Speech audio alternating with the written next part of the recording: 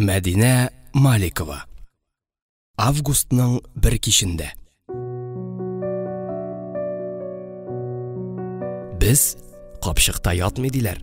Слесарь Әнвәр Хафизаның қолыннан да тотып қарамаған иде әле. Күңелләре бер-берсенә тартылганын эштәгеләр сизеп алдылар. Хафизага ирнең хәлен бәйнә-бәйнә сөйләп бирделәр. Хатыны авыру, эшкә ярамый, өйдә утыра икән, балалары юк. Хатыннарның сөйләгәне Хафизаның йөрәген кузгатты. Менә бит ничек. Өстән караганда парлы кешеләр дә асылда бәхетсез, чынлыкта ялгыз була икән. Нинди кызганыч. Хәленә керергә, моңзарын тыңларга, юатырга, күңелен баскан авыр хисләрне кыска вакытка гына булса да таратып, елмайтырга иде. Елмайганда ул бигрәк сөйкемле, бигрәк үз якын булып тоела. Автобуста янәшә басып кайтканда гына да үзеңнең ялгызлыгың онытылып тора. Ихтиярсыздан куллар кулга, иңнәр иңгә тартыла. Кичләрнең берсендә автобустан төшкәч тә тиз генә аерылып, икесе ике якка китә алмады. Аяклары гүяки җиргә ябышкан иде. Хафиза үзе дә сизмичә ванна бүлмәсендә су краныннан тамчы тамганын әйтеп ташлады. Шуннан соңгысы тәфсиләп сөйләп тормасаң да аңлашыла. Ул көнне алар Хафизаның фатирына бергә кайтып керделәр. Кран төзәтелде, ул арада чәй кайнап чыкты. Ялгыз хатынның өендә какшаган, авышкан нәрсә азмыни. Кием шкафының ишеге селкенеп тора. Хуҗабикәнең туган көненә матур гына картина бүләк иткәннәр, аны эләргә стенада кадак юк. Зал ягында розетка какшаган. Кулы эшкә ятып торган иргә бу йортның бусагасын атлап керү өчен сылтау чыгып кына торды. Тора-бара сылтау эзләүнең дә кирәге калмады. Хаста хатынның ире бик пөхтә йөри алмый. Күлмәген юып үтүкләгәч, ботинкасын чистарткач, бөтенләй икенче. Әле генә пешкән токмачлы аш, кечкенә чәйнектән агызган сәйлүн чәе ифратта тансык. Икәү булгач, өй шул хәтле ямлы. Ирнең назлары әйтеп бетергесез татлы. Тик күңелне хаста хатын кырып тора. Ул да кызганыч. Аның алдында гаепле икәнеңне уйламый булмый. Шуңа күрә бәхетле сәгатьләр санаулы. Сөйгәнен төн кунарга калдырырга Хафизаның намусы кушмый. Ул үгетли Әнвәрне киендереп, сыпыргалап узата. Кайткач хатынына ашатырга дип тәм-томда биреп җибәрә. Менә шундый каршылыклы хисләр дулкынында чайкала иде ул. Бу көнне Хафиза эштән иртә кайтты. Әнвәр икенче сменадан соң туры аңа килде. Аны-моны сөйләшергә өлгермәделәр.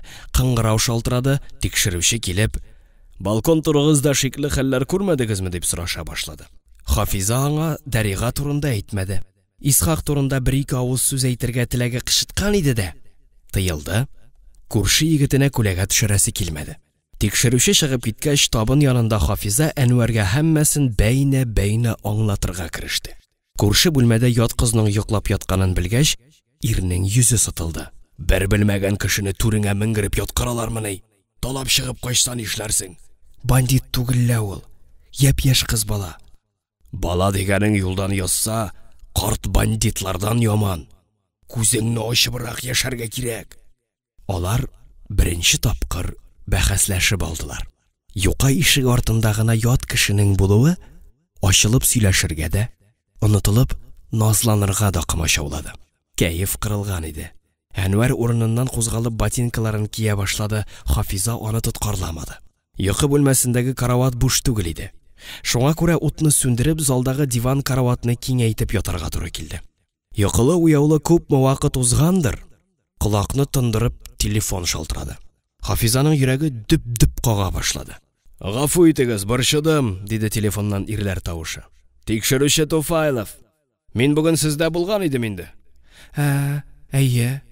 Сезгә бер йомыш бар иде. Нинди йомыш? Телефоннан сөйли торган түгел. Хафиза аңын җыярга тырышып, бераз тынып торды. Иртәгә ял бит, диде аннары. Мин өйдә булам. Бүген үк кирәк. Шушы сәгатьтә милициягә барыйммыни? Хатынның тавышында курку яңгырады. Юк, Әгәр рөхсәт итсәгез, үзем сезгә барыр идем. Рөхсәт итмәскә мөмкинме соң? Әгәр мин зинһарлап үтенсәм ничек? Үтенеше йомшак кебек, ә менә тавышы җитди. Хәтта кырыс иде тикшерүченең. Бу юлы Хафиза аны ишек төбендә генә тотмады. Залга алып керде. Ямле өй иде бу. Бүлмәне кыйммәтле җиһаз түгел, чисталык, пөхтәлек, гөлләр бизәгән.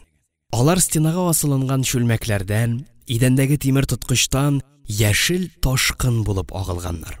Аллы-гөлле чәчәк атканнар. Өстәлдәге табын җыелган, ә диван караватка урын җәелгән иде. Хафиза Рәмзигә урындык тәкъдим итте. Үзе зәңгәр чәчкәле халат итәген җыеп, ак тышлы юрган ябылган диванга утырды. Рәмзи Хафизаның зал якка урын җәюенә сәерсенде. Чакырылмаган кунакны урын җәелгән бүлмәгә алып кермиләр. Хуҗа хатында мәнсезгә охшамаган. Димәк, күрше бүлмәдә тагын кемдер бар. Тик хуҗабикәнең моны белдерәсе килми. Бая башын иеп утырган ир микәнни? Алай дисәң, монда урын җәюнең ник кирәге булган? Тикшерүче моны турыдан сорамады. Андагы кешегә ишетелерлек итеп тавышын күтәреп, "Булай соң борчуым өчен кичерә күрегез" диде. Хафизаның шигәсендә сулкылдап зәңгәр тамыр тибә иде. Ул күрше бүлмәгә ишеттерәсе килмәгәндәй, пышылдап диярлек, "Ярдәмем тия алса ярыйла" дип җавап бирде. Чыннан да анда кемдер бар дип уйлады Рәмзи. Ул кулындагы папкадан фоторәсем чыгарып күрсәтте. Хафиза диккать белән карагач, башын гына селкеде. Юк шул. Күзен йомган бу егет аңа таныш түгел. Бәлки ул таныр, диде Рәмзи башы белән күрше бүлмәгә ымлап. Хафиза гаҗәпләнүен яшерә алмады. "Каян белсен?" диде ул каушап. "Ул бит читтән килгән, кунак кына, белми ул, белми." "Ә үзе кем?" "Әйттем ич кунак дип. Яшь бер кыз." Тикшерүченең күз карашыннан Хафиза үзенең тәмам буталганын аңлады. Сез теге ир кешене сорыйсызмы?" диде. "Ул китте." "Кем китте? Кая?" "Анысы әһәмиятле түгелдер бит." "Безнең эштә һәр нәрсә әһәмиятле. Сүз кешене имгәтү турында бара. Ә бәлки үтерү максатыннан һөҗүм иткәннәрдер." "Әнвәрнең моңа бернинди катнашы юк. Ант итеп әйтәм, ул монда һич кемне белми." "Ә сез аның барлык танышларын да беләсезме?" Хафизаның битеннән карашыма чәченә ут кабар кебек иде. "Мин аның үзен бик яхшы беләм. Дөрес, без булай гади танышлар гына,